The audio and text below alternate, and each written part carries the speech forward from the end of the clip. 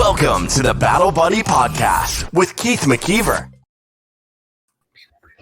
Welcome back to another episode of the Battle Buddy Podcast. Oh, I thought you were doing something there as I popped you back up on the screen. I was like, pew, pew, pew. Hey, that's all right. I like the intro. It was great. Yeah, thank you. Megan, Lacey, you're from Elevated Oats. You are business partners. So I just wanted to say, A, welcome to the show, and B, anybody who's listening, you need to pay attention because I think that you two have such a unique dynamic as business partners, personality-wise, the compliments for each other and stuff like that. But without further ado, welcome to the show. And go ahead and introduce yourselves and tell a little bit about your story. We got you in the military. What'd you do? Things like that. I'm Megan. And I'm Lacey. I'm from California. I joined the Army when I was 17 as an air traffic controller. And that's pretty much where it all started. Oh. I think she's passing it to you. I am passing it to She's you. passing it to me. Okay. Make sure she didn't tell the rest of the story. I joined the Army. I grew up in Indiana, and I joined the Army at the age of 20. I turned 20 in basic training. I bet that was a fun birthday. Yeah, it was actually. And I got stationed in Hawaii, and in 2006 we deployed. In 2007, Megan and I met in Iraq as air traffic controllers. Yeah, I was a late deployer, so I came out to the unit later on, and then we had no clue that this is where life was going to unfold into. We spent a lot of time doing different things after the Army, getting back in the Army, going civilian route for air traffic control, and then after just life kind of shifted for us, I called Lacey about a logo for this idea, and it all of a sudden just turned into something way much more. I think it's a perfect story of you just never know who you're going to meet and how that person's going to impact your life down the road. And you may have no idea in what way. I know I've had some people I've served with that, a couple of years ago had a conversation with one of the guys and just the conversation just shifted my perspective and made me look at things differently, and that's 13, 14 years later, wherever it was. So you just never know what could turn into lifelong friendships, business partnerships, collaborations, whatever. That's why I love your story that came from two different sides of the United States, end up in the Army, you end up deployed together, you become friends, and then full circle, years later, you come back as business partners. So tell us a little bit about your company, Elevated Oats, just so we got some context there. Elevated Oats is a gourmet granola company, and it's much more than just granola. We're actually a lifestyle brand, so we promote living healthy, elevated life. And that's not just about like the food that we consume. It's about our mental health, our getting outside, being physical, just being in the sunlight and how that affects our cognitive health too. And then, of course, the food. I say like whole body wellness, mind, body, soul. I think that's some important stuff to kind of learn about. Actually, I had a conversation. Well, by the time this comes out, the episode will have released with Stephanie Lincoln from Fire Team Whiskey. Her and I had a long conversation about like the totality, if you will, of health. Physical health, mental health, like all those things. Over the years now, I've learned a lot from a lot of people about different things, like they said, the sun, like going outside with your socks and shoes off and grounding and just different things, and eating healthier, eating cleaner, quality of life. Like there's so much to it, to just, no pun intended, but elevating your life a little bit and living better. Yeah. You get it? It's all a balance. So it's like constantly trying to work towards that every day, and not like being hard on yourself too. It takes a lot of work. Yeah, we're promoting that message. We just happen to make really great granola at the same time, which is awesome. Well, I mean, everybody can get around food, right? Yeah. Food is what connects us. Maybe that's just a Midwestern thing for me. But I think it's pretty much general everywhere. Yeah. Food brings people together. And ironically, when you hopped on, you had a bowl. Turns out it was eggs, not oats. But you can't have oats every day, right? Well, I mean, just not for breakfast all the time. Yeah, it's boring. What's funny is like I don't really eat our oats for breakfast I like ever it as a snack. Yeah, I'm more of a snacker with it. That's interesting. Yeah, and we actually Interesting. create it to be more of a snack, so it's really nutrient dense and hearty. It doesn't have it's not like the granola you're used to at the store where it's full of like fillers, like all of these puffed things in there.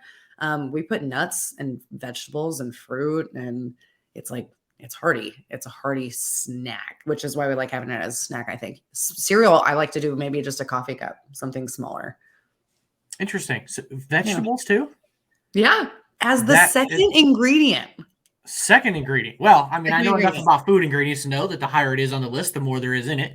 So Yep. I'm dumbfounded right now that there's the vegetables in there. What kind of vegetables do you put in this? So they're not hidden. They're highlighted. We got some beets in our cranberry cashew chew and some carrots in our toasted orange amaretto. And there are banana, like real bananas in our banana nut bread. And then the beets and the carrots we source locally here in Alaska. And what's really cool about that is in the summertime, because the sun is out for so long, the vegetables never tap into their reserves. So they're actually 20% sweeter. So we're using this natural sweetness from vegetables, which we all know we could use more of, I'm sure. I'm right there with you on that. Yeah, we're not hiding it, but it's definitely not the main, like, I love listening to people that hate beets and then eat it. And they're like, this doesn't taste like beets at all. It's like, yeah, it's roasted. They're roasted. They're a little sweeter and then they're mixed in. It's just a different way to enjoy it. Well, that might, I'm one of those people, right? So that might be one way I could actually stomach eating a beet. I never had a beet. I never had a beet until I had this granola that she made. Were you a little bit nervous? You're like, oh. You know, anytime Well, you try something new, you're like, yeah, I don't know if I'm going to like this, you know? I have like the palate and mindset of like a 10-year-old when it comes to food. So, yeah, I was really sus about it. Looking at it, I was like, particularly, I was more weird about the cranberries, the dried cranberries in it, because the beets actually look like dried cranberries. And you don't like cranberries. And I don't really care for like the chewiness of a dried fruit. Ugh. Yeah, I get that. Well, she loves all the flavors. But I love it. I do. I love it. And I've grown to enjoy the chewy thing from the cranberry even. You've grown a lot, I think, in the food. Hey, it goes to show what they say about with kids, like keep letting them try it. Yeah, well, even eventually you might like it. You know what? Some things in life, though, if you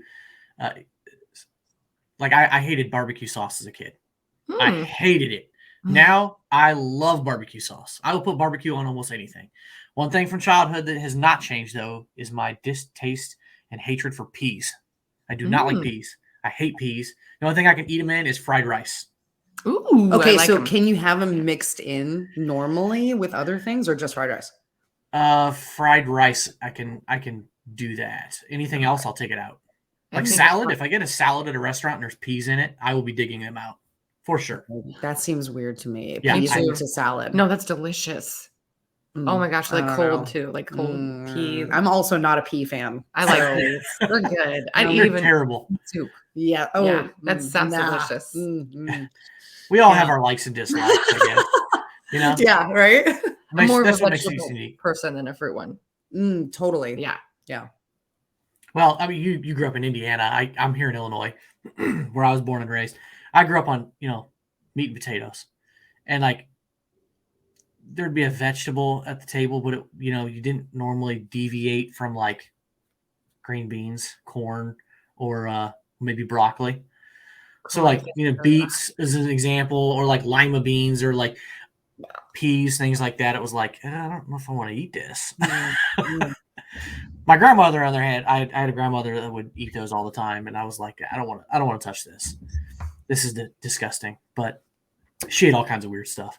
But anyway, so you two have complementary different styles. One of you is more the creative side. One of you is more the business side. Go ahead and tell us what. I would actually say we're both creative, but creative in in totally different ways. Yeah. Like, I'm that food side, and you're like the visual side of things. Yeah, I do like all the packaging, social media. But we come together on business really well together, which is nice. Having that person just to bounce ideas off of. It's hard we just read something this morning. You make $35,000. 35,000 decisions in a day. Like as a human being, you make 35,000 decisions in a day. And that's not just being an entrepreneur. Yeah. Yeah. That's like, right. So That's a good point. having that person to bounce things off of, because not all your ideas are the best ideas, or sometimes it could be a great idea, but maybe just a little couple tweaks can really make it so much more efficient or elevated. Right. Like, it's really nice to have a team to be able to tackle this business. Yeah, just have somebody to bounce your ideas off of that may love the idea or may don't like it with some tweaks and tell you that it sounds stupid in not such plain terms, right? I don't think it's sometimes it's plain. Really? Not stupid would be the word. Okay, I wouldn't say stupid would be the word. It would just be like a no, I don't think so. yeah. I do not like your idea. I can tell when there's a long pause, and then I'm just like, okay, never mind. I'm just not. Hey, you know what? Was communication is 90% nonverbal. So yeah, that long pause, that stare off, I'm making that. If it's not, I think we've learned to. Well, we're trying to harness this. Like, if it's not a yes right away, then it's a no. That's a good lesson, or maybe it's something that can come back down the road, but right now, not a good idea. Totally. So how have you both being creative in your own spaces? We'll say, how have you made that work together? From the balance. 3,958 miles away. Exactly, Lacey lives in North Carolina and I'm in Alaska. So we've been doing this apart. She's here for do visits and things, but it's a challenge it definitely is better when we're together, like when we're here, because then she can walk through the factory. Besides that, it's like all online computer things happening. Yeah. So you don't have that second set of, you don't have all that context in there. Limited and how we can help. Yeah. We're wearing so many hats. Like we can't wear all the same hats either. So it's definitely a challenge. We've made it work through using program management tools, using our calendar, FaceTime all the time. Yeah.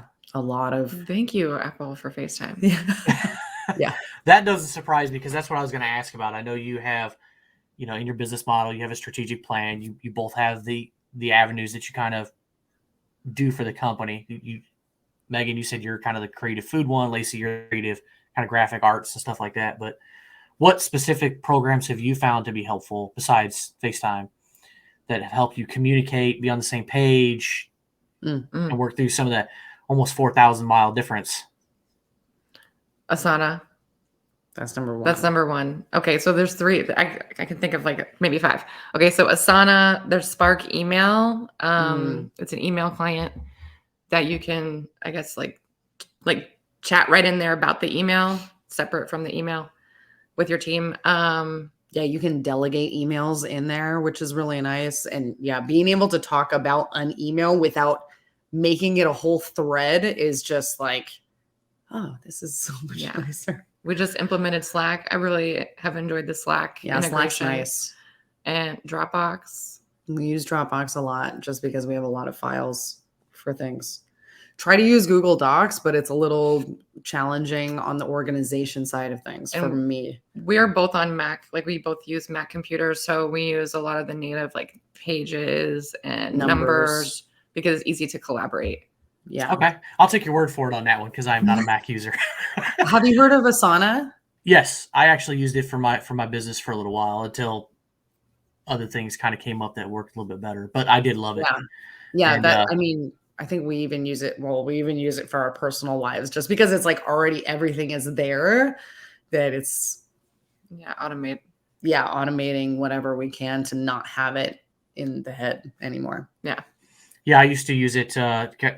Same thing. I mean, for my podcast here, for my real estate career, for personal things that were going on, anything that I needed, kind of like a checklist or I love the fact that you could kind of duplicate things. So you could kind of build something as a template and then just duplicate it, change the title, and then boom, everything's set. Like for my real estate career, all of the steps in the transaction that I needed to do, they were all set in there.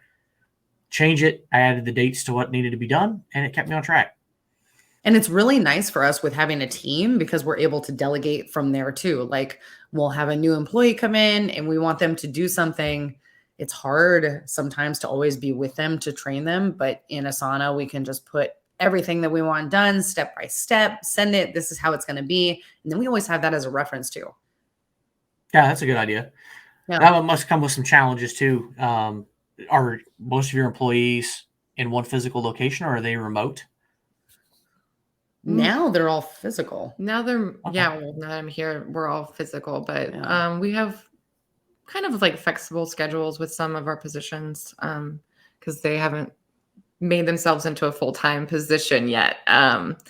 So that's kind of challenging because we have people working at night, and if we're in the factory all day, it's kind of hard. We don't really meet paths very easily. Yeah. And then Yeah, last that comes in handy then. year we had more out of state contractors and things, but now we've kind of gravitated towards this focus, like focusing on the factory space. Yeah, that makes sense. That's why I asked. It's easier to manage if everybody's in one place. I guess you could call a team meeting, or people are, you could show up at the right time and meet with those people versus, somebody being 2,000 miles away or 1,500 miles away. Everything has to be done digital or FaceTime. And, I know a lot of people have businesses like that where they get those challenges of people spread out all over the place, especially today's day and age where for the last 2 years, a lot of people have worked from home. Yeah. And time zones are a challenge. They're real. Trying to know 4 hours and always adding it up and making sure you hit the right times. Calendars is really nice, but if you go to a different time zone, then it really, at least for me, it really messes up my stuff. I use the Apple Calendar, and I don't like the Apple Calendar. I use it in conjunction with the other. We'll talk about it later. Yeah. How we help each other get further. It's like, what are you doing? What tools are you using? Yeah. Yes. No, that's why I was asking about some of these tools, because I think it's, this is a great lesson for a lot of people who might be looking to bring on a partner or go from a single person to just even hiring employees and figuring out how to reach out to them and collaborate. Because if you don't know of these tools, that would be really hard. Yeah. Last year we tried using Marco Polo, which is kind of like a FaceTime video chat thing. Oh yeah, I've heard of that. It rang a bell, but people like to talk a lot on those things, and then you have to listen to the whole thing to get to the next one. So it was like, okay, this is a lot of listening. It was a lot of listening. So it's more like a TikTok or something. You got to you could, but you got to listen to the whole thing before you go to the next. Oh yeah, that would be kind of a pain in the butt. Yeah. So wow. So I will say, not a tool that's like digital, but one of the most beneficial things for us was doing like a design sprint. We met this mentor, and he actually came to our factory, sat with our team, and then it's kind of like, okay, this is the problem that we're going to talk about or whatever. You have 4 minutes to write down all of these things that you think. So instead of us sitting and actually having a conversation and this dialogue that continuously went back and forth, everybody's ideas were up on a wall. We can categorize them together. It was really a cool process to be able to not talk about a bunch of extra stuff. Yeah. It was, it was efficient. Very timed, like one task at a time. This is focused. And then, you have your problem at the end and a way forward. You have very clear steps on how we're going to figure it out. I don't, like in the military, I don't know how long ago you were in, but like focus group or command climate surveys, sensing session, I think is what they were also called. It's like, that's what happens a lot of times in meetings, is where people just start listing all the complaints and problems, and it starts to go out of control. Yeah. Derailed. It's a derailed meeting. I've been in a lot of meetings that have gotten way out of control. Yeah. So I know exactly what you're talking about. This design sprint, I think you could replace meetings. Yeah, it was really cool. I would love to do it with a bigger team. Because I think we had 4 or 5 people that did it all together. It was, I would say it's really interesting. Yeah. Well, anything to make meetings better is a good thing. That company is called Collaborly. COLLAB. He's a veteran. O-R-L-I. He's about to get out of the military too. And okay. Yeah, very cool. Leave it to a vet to find a way to make a meeting more efficient. Well, I think they use Google's model. I think they use Google's model. This design sprint is like modeled after what they do for their meetings. Interesting. That is interesting. I'm going to have to look that up now. Now I'm very curious exactly how that runs. But Design sprint. Yeah. was that part of your strategic planning for your business as well? Or was this something kind of outside of that? This was a bonus, I felt like. I think it ended up being in our strategic planning, but it was not planned to be in our strategic planning. I think we've done a lot of things that weren't really planned too. We did an accelerator program, which is like a free resource. I mean, there's just so many resources out there for entrepreneurs, not only for veterans. I mean, we have a bunch of resources also, but From state. yeah, entrepreneurs have a lot of resources to gain knowledge and then meet people that are in the industry. Yeah, I think, you can meet people a lot of times by going to the networking, but like networking events and being local, chamber of commerce, whatever. When you mention resources, I think that's where one of the problems is. I think some people know where the resources are. Some people have no clue where to get the resources. I agree. And it's kind of fuzzy, like what resources are even available to you. There's resources for women-owned companies, minority-owned companies, veteran companies. You got local, state, maybe even national different resources, nonprofit resources. Like there's a plethora of stuff out there for you, no matter who you are. But where is it and how do you get to it, So what has worked for you two specifically? Where did you find some of the resources? Online. Definitely. I just started Googling everything. Google. But this was also like pandemic time. Like nothing else was going on to where I was like Googling things. If you just, even without the pandemic, I think my first start would be just like start Googling things, right? Reaching out to like the SBA and SBDC in your area, your VA person, because you want to get in those contacts. Really, you just want to get in front of people's faces and start networking with the people in those areas because they know the people. They're going to direct you, and the next person's going to connect you with someone else. And it's just being open to that process. Yeah, absolutely. I couldn't agree more. That's one of the reasons I personally joined my local chamber of commerce, just because I was like, I know some of the business owners in town, but I don't know all of them. But it just helps to know people who might know somebody or might know of a resource, or, just to be able to support other small businesses in your own community. And that's the only way to do it. Have you heard of 1 million cups? I have heard of that. Yes. Okay. That was another great one too. Like, I think the whole idea came about in August. And then by February was the first time we did 1 million cups. We did 1 million cups 3 years in a row. So definitely known in the entrepreneur circle, which is cool because they've been able to watch us grow also. Been pretty awesome. Yeah, that's awesome. I'll have to grab a couple of those and put them in the show notes for everybody. Some of those organizations. Yeah, that one's a great resource. When we talked a handful of weeks ago, one of the things that you two brought up was imposter syndrome. Any thoughts on imposter syndrome and how you've kind of had to like to hear both of your thoughts on it, how you've dealt with it and tried to overcome it, or trying to. Yeah. I think sometimes it's an ever evolving process for sure. You deal with it and you may put it behind you for a little bit, and then it can sneak back up. But go ahead. I think for me it's just Yep. Got it. I think for me it's been just learning that at each new step of the way, you're going to feel like a beginner again. And like it's like a video game, right? Like where you level up, you prestige. So you still have all the experience from before, but it's still a new, harder challenge because, you're doing something different. And that's why it feels so. That's a great analogy. Thank you. I love the video game thing and prestige level. Yeah. I like that. I mean, it connects with me. I get it.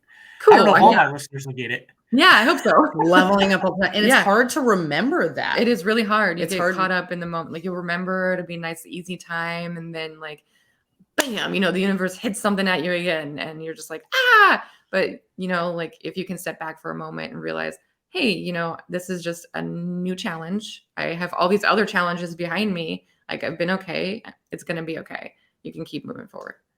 Talking about it, I think, helps a lot. Having someone to bounce things off of that can be your cheerleader and support, definitely to get you out of that mindset too. Because the thoughts that you're having are not helpful, No, I've cried many times. Yeah. Many times. I've wanted to quit many times. I've tried No, to that's- quit many times.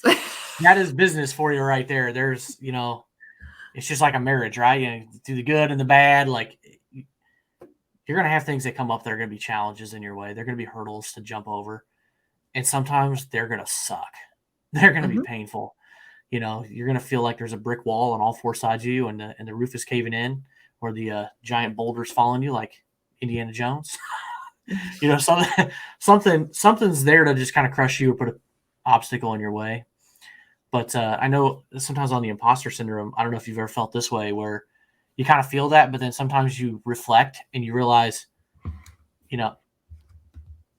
everybody else who's already been there was in your shoes once, and then there's somebody behind you that's trying to take that step that you're leaving. Looking at you look too. at it like the stairs. Yeah, they're looking at you. They're watching everything you do, Yeah. and they're feeling the same way that you are about the step you're on, where you've Yeah. gotten comfortable and you've dominated it. Mhm. Totally. And that perspective, I think, is helpful sometimes. Getting comfortable with being uncomfortable. Oh, yeah, it's hard. Well, It's hey, hard. you know what? As veterans, I think we're pretty good at that. I think we are too. Yeah. Pretty good Yeah. being uncomfortable. I'm pretty open with that too, like feeling those feelings. And when I tell people, everybody's just like, "Oh, I don't see that at all." And I'm like, "Oh my God, you have no idea how I feel on the inside." Nobody does. That's why saying Yeah. that is a good thing, I think. Yeah. It shows a lot of ability to self-reflect, which is a skill that I don't think everybody has. I wish more people did. Because I know some people that just can't do that. I consider myself pretty decent at it, to kind of sit back and reflect. And, sometimes I'm maybe in my own head and I think too much. But, it's good to be able to see that about yourself. But you'll never be able to see everything. So another thing you two mentioned is a learner's mindset. So I'm curious how that plays in for each of you individually, and what exactly, if there's a book or a resource or anything that's been helpful to you lately. Learner's mindset. Well, I'll tell you what, being an entrepreneur really slaps you in the face with that. Going from air traffic for me, like 10 years schooling for that, and then going into this new endeavor, it was a rude learning curve. awakening. Yeah, it A was, learning it was curve. a learning curve. Well, you couldn't It have was gone like- from a more different environment into entrepreneurship. Yeah, for and sure. then like never having to have networked, like you're creating something that you're creating something to share with people. It's just another pressure, like of whether or not people are going to like it, right? Or if they're going to enjoy it, or if they're going to think it tastes good, if they're going to buy it again. You have all of these things that go through your mind. I don't even remember. Oh, and then Learner's mindset. thank you. You're welcome. Thank you. And then it's just like, yeah, continuing to being comfortable with being uncomfortable. It doesn't stop. You're always going to be in that learner's mindset. If you want to build something and keep growing. Totally. If you don't learn, what are you doing? You're staying stagnant. Absolutely. I have something here. I'm just going to interject Go because for here's it. my book. It's like, I think the best thing about being an entrepreneur is that learning thing. Like there is a learning curve, and it doesn't matter.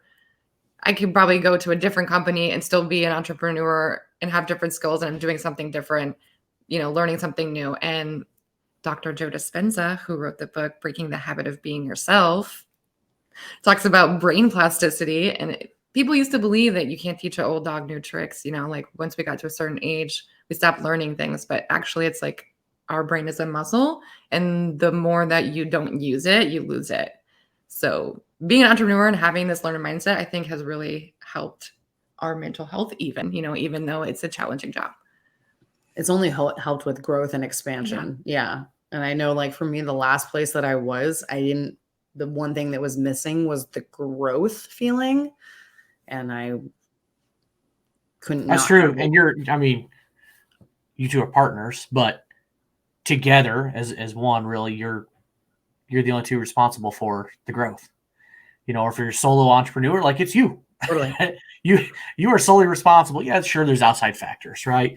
The market, the economy, other things like that, right? But you can go find the resources. You can read the books, listen to the audio books, listen to the podcasts, whatever you need to do, network till you're blue in the face. Like there's things you can do. At the end of the day, it's your fault if it fails or it succeeds. Totally. But I had another Another thought there a second ago. Since you both have a learner's mindset, I'm kind of curious if both of you would consider yourselves inquisitive in nature. I think I'm curious. Yeah, I think that would be a good way to describe me. I like suck in information. Yeah, you Google often. I Google a lot. I mean, if we're like talking about something and there's a question we don't know, she's already on it. Yeah. Hey, you know what? Google's got the answer for everything. You just got to find it. Yep. Seriously, we have so much information at our fingertips. It's really just about seeking it out. Like, ooh, that's my human design. It is. I'm called a seeker. So yeah, yes. Yeah. See, I think there's and it's something I kind of notice with different entrepreneurs is at least moderately inquisitive about things. You see something, you're like, oh, that's really interesting. That's curious. Next thing you know, you're going down the rabbit hole of Google and you're reading about it. And you're on a Wikipedia page or whatever. And you're like, oh, okay, cool. I just spent 15 minutes learning about XYZ that has nothing to do with your business. You're just curious. Yeah. You're just a very curious person.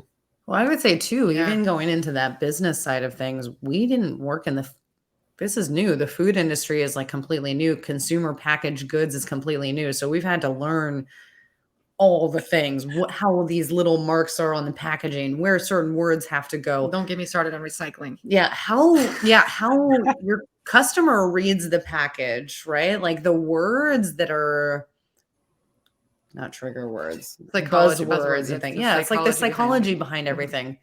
It's been really interesting. I'm totally into it. Yeah. That is interesting. And I could see, I'm a very inquisitive person. So like, I find that interesting because I'm not in the food business. My wife is an esthetician and she's making some products, but just like physical products and inventory, just like that side, like that type of business interests me because I don't do that in real estate. Like put a house on the market, represent a buyer or seller. That's it. The inventory's out there. You know, it's a service based. And so I hear all these other different models and I get really curious. I'm like, that's interesting. Because you mentioned, you know, the placement of words and symbols and the things the government says you have to have on the package. You know, that'd be interesting to navigate. It is very interesting. And scary also, right? Because no one's holding your hand and telling you, make sure you're doing this. And we come from a background of air traffic control where we work for the government and are very aware that there's rules. Mm-hmm. Even if you're not aware of the rules, there are rules and they could get you. Yeah. So that's been great. I'm going to say that was great for us because we've been really keen on making sure that we're following how things are supposed to be. We have a really great inventory system to where if we get a recall for an ingredient, we know exactly who to call for that. So we're not fishing around like we have to recall everything that we've sold in the past, whatever. I would say we're doing some pretty good foundation building of the business. Thankfully for all of that air traffic experience. All that regulation and red tape. Yeah. Well, you know, it's a good thing to make sure that you're following exact guidelines and procedures. We don't want to make people sick.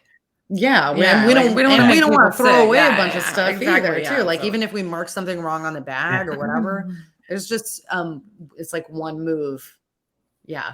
But we understand because we were air traffic controllers. We had lots of people's lives in their hands. That's what I was kind of referencing was the air traffic control thing. Like, you know, people's lives are literally hanging in the balance as they're taking off and landing and all that stuff. And like, you know, we need our air traffic controllers to be awake and alert and paying attention and doing the right things. I mean, I appreciate it when I fly on a plane. So nobody ever thinks about that person sitting in the tower that's controlling everything. No. So that has to be quite the experience. I hear that's very stressful. But that could be going down a rabbit hole there, I'm sure. It was a good time. And I think the stress all depends on where you work. I also think it's about your mindset. Makes sense. Also your mindset. Yeah, great. Mm-hmm. But you know what? A lot of things is about mindset, for sure. Totally. Gotta have the right mindset. Another thing, you talk about accountability. We kind of hit it on a little bit. You know, you keeping each other accountable. Any tips and tricks for anybody else who has a business partner is looking to get into a partnership of some sort of how they can hold each other accountable for things without like, you know, I'm sure sometimes you kind of stress each other out, but without like really pissing off. Obviously. Without losing it right now? No. Yeah. Don't lose your ego. Don't lose your ego. I was gonna Definitely say, check your ego. Check your ego. Lose your ego. Check your ego. I think also for both people, right? Because it is hard to even like, so I'm going to give an example. There was an example where I was like talking about in the factory, like, hey, this doesn't really look conducive to working in this shipment area. And then Megan kind of took it personally, and her reaction was that of someone who would take it personally. And then I took her reaction personally, right? So we had this like personal moment. So I'm like, you know what? I didn't really appreciate that. And also I'm really just trying to figure out like how to make it better, you know? So I was just like, hey, do I bring this up or not? Because like, you're kind of taking it personally. I didn't say it like that, but you know, Yeah. you're kind of taking it personally. And I'm just trying to have a conversation. And then she's like, yeah, I'm taking it personally. I'm assuming, Megan, you had maybe a lot to do with whatever that procedure or whatever that thing was or something. She did. Or I'm going to say it's not that I had a lot to do with it. She thinks she has to do It's because Lacey doesn't live here. So everything in that factory, I feel like, is my responsibility. Everything in the factory is my responsibility. So she comes into the factory and then she's like, well, I'm not going to say, why is this operated this way? But it's like, how is it doing? What is this like this for? What is this? And so I feel like I believe that I should have this like down, even though I'm not a master. I'm having you done this, always have to learn and improve processes. Right. So which it's like, great. That's the mindset you have to become aware of, like that I was taking. And I'm like, I'm taking it personal. She's like, do you want to? I'm like, no, you have to give me an opportunity to change it. And I'm like, I'm just frustrated. Yeah, I'm sure it helps to frame the question and stuff right too, you know. Yeah. I've seen that with people. Sometimes you can't just like make a comment. Sometimes you have to ask a question. Right. Something of like, you know, hey, can you just explain to me what this process is or why we're doing it this way? Yeah. Right. You know, get the context and then have a conversation off of it. Because I think I'm sure you'd agree, everything comes down to communication and how you communicate that. And I think we with a partner, it's all about, you know, like trying to be patient with each other and yourself. And, you know, in that instance, I was just like, okay, well, you know, she's like explaining, you know, I'm taking it personally or whatever. And I'm just like, okay, well, I didn't say that. And I don't think that. And I'm not treating you that way. So like, I'm trying to let you know, like, you don't have to take it personally, which she's aware, obviously, but I'm just wanting you to know, I don't think that at all. I don't think that. And ultimately, we're trying to like accomplish this one mission, like build this business. Yeah. And if we can't sit and talk about this one thing, like, what are we going to? Totally. We're going to have, what's the next thing that we're not going to be able to talk about? Exactly. Yeah, you have to communicate on the same page. Yeah, then you just start walking on eggshells, right? It's just like being in a romantic relationship. Really, it's a relationship. It's a partnership. Like your communication is key, no matter what kind of relationship that is. Absolutely. Absolutely. Yeah. I couldn't agree more. Any last thoughts for business advice for anybody that's, like I said, you know, looking at partnership or doing something like that? It's like a marriage. What do they call that? Operational agreement? Oh, yeah. Create an operation. Okay. I would suggest reading the E-Myth. Yeah. Read the E-Myth. Have you heard of it? No, I haven't. It's a great book. It's the entrepreneur myth. Basically, there's like 3 parts of being an entrepreneur. There's like the entrepreneur, the visionary, and the manager or something. It's a great book. It's a great book. But it talks about if you have a partnership and then those hardships that you can face, because Tom had all of these responsibilities and Bill had all these responsibilities, but then Tom doesn't want to say to Bill, why didn't you do this thing? Right. So having this operational agreement, which I'm not going to lie, we don't have one, but having an operational agreement, which is something we want to create, guidelines those things out so that you can be accountable and responsible for your role. Yeah. Things like, you know, even just like, how do you exit? Like, how long do you need to be vested before you can exit? Those sorts of things. Like, those are all things that you're going to run into eventually. Yeah. One day. We're not going to have this business forever. Yeah. Yeah. That's a good point. And I've heard that before too. Operating agreements, you know, then you're communicating. Like all comes back to communication, right? But you're communicating, but then it's clearly defined whose roles, whose responsibilities, all those different things. So that's some great advice. Yeah. And so one last question. Tell us about the different, you kind of hinted on it earlier, but the different food products that you do. Anything new coming out? Anything exciting that you're looking to roll out? Okay, One, one. there must be something. I'll go with the big thing Okay, very last. Okay. Okay. So we have 4 different granola flavors, our flagship flavors. I wish we had some right here now. I have some. I can go grab them out of the drawer if you want to keep talking. Yeah. Okay. We have 4 flagship flavors. Our signature is salted cocoa crunch. It's the crunchiest, hence crunch in the name. It is made with a hint of cinnamon.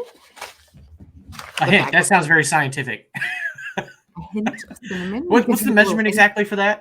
Well, okay, maybe not made, but you can taste the hint of cinnamon. There we go. And what I like about this one's my favorite. What I like is that it only has 9 ingredients. It's like super simple. It's just a chocolate granola. Great snack. I can just keep going with it. It's her favorite.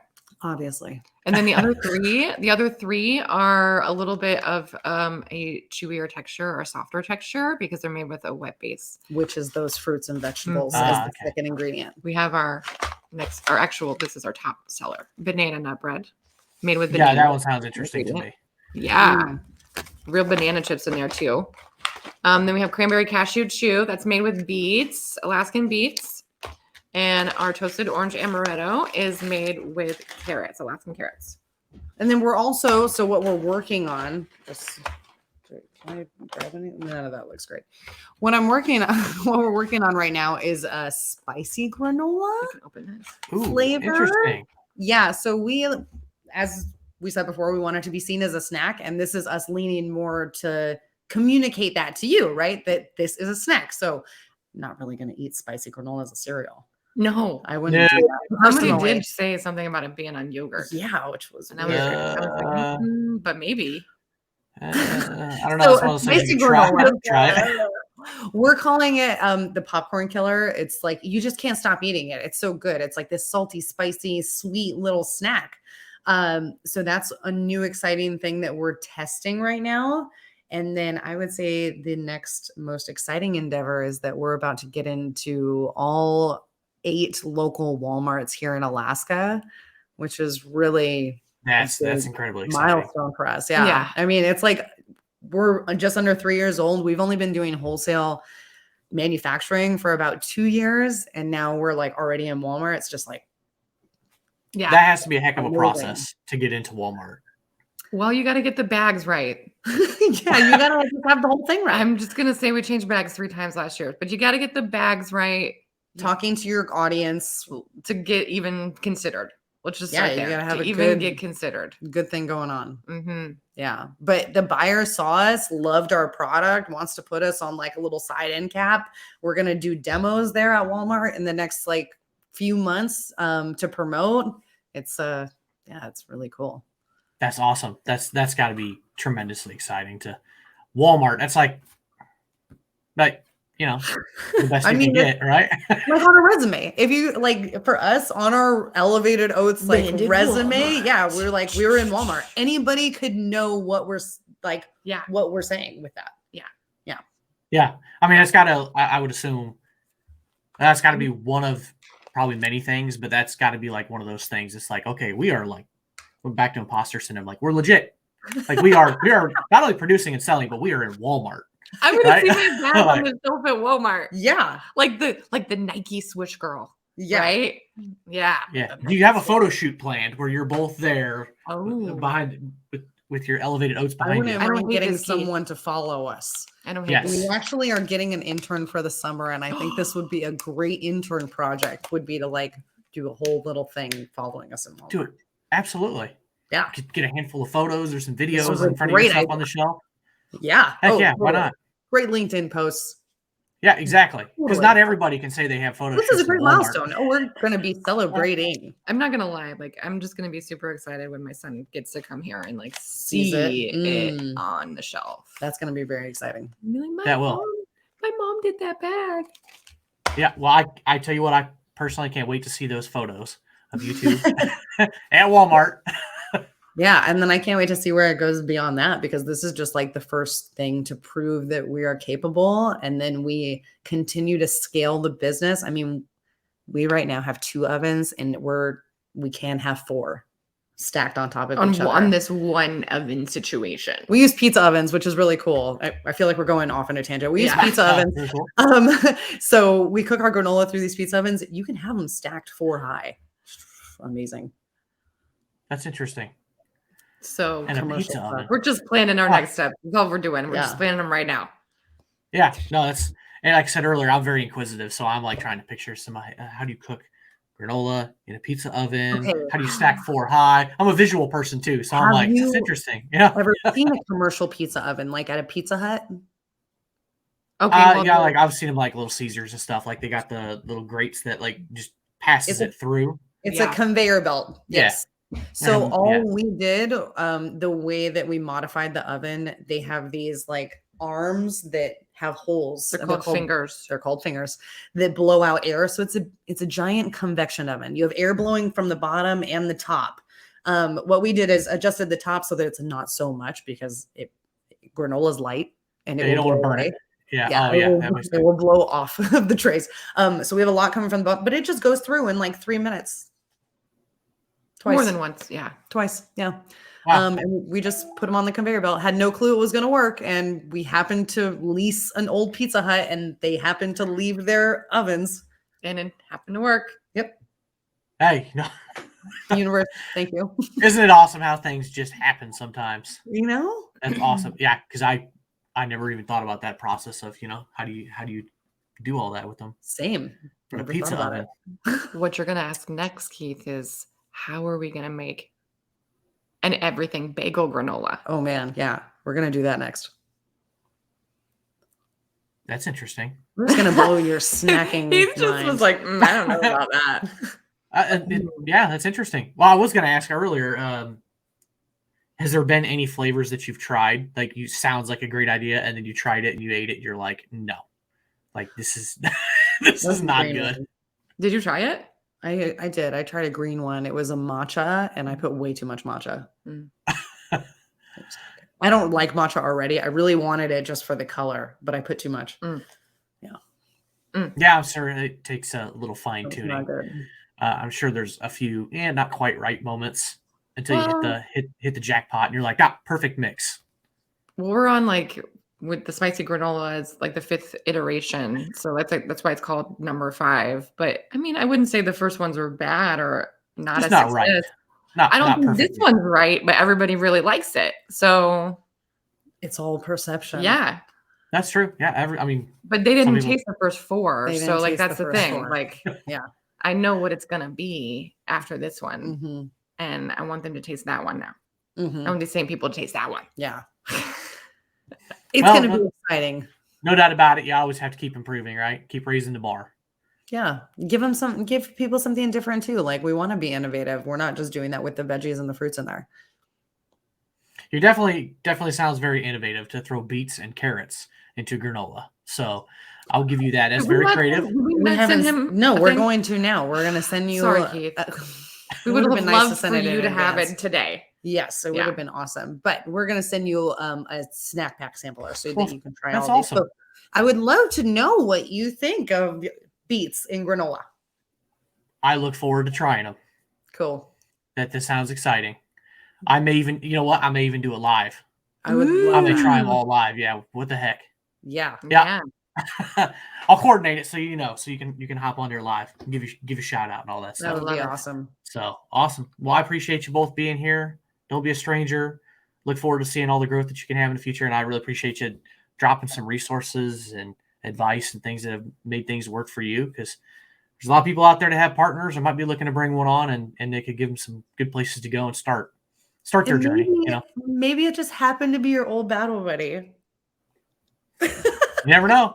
I didn't expect that or even dream of it, but it happened. It's not a bad place for maybe somebody to look, Exactly. Totally. especially to find somebody who kind of complements your own style, and that you already connect with and you already have a relationship. So We've already worked with. Oh. Totally. if somebody ever listens to this and it happens for you, I need them to reach out to me so I can get their story and see how your advice helped them. Love That would it. be great. Please Yep. share with us too. All right. All right. Well, I appreciate you being here. Everybody, elevatedoats.com is the website. It's been scrolling across the bottom, but it'll also be in the show notes for everybody if you want to go check it out and buy a couple of bags. Unless you're in Alaska and you just go into Walmart soon. Yeah. That, that's a jinx moment right there. Neither one Yeah, of you I is got gonna- the tested. I think you've been spending too much time together. She said I look like the smiley emoji. Maybe a little bit. I look like the blushy emoji. I don't even want to guess what emoji I look like. There's too many emojis on my the phone. dark glasses, you could do the cool guy. one. Mhm. Oh, cool guy. Yeah. Yep. I don't know that I've ever been confused with the cool guy. So, so I appreciate that. Makes me feel better. So, all right. Well, I appreciate you stopping by. Yeah, Y'all have a thank good you. one. All right. All right, there you go. Hope you enjoyed the show. Remember, you can go to battlebuddypodcast.net for all kinds of resources of information that may be helpful to you. If you happen to be struggling with anything, remember the National Suicide Hotline number is 800-273-8255, or you can text 838-255.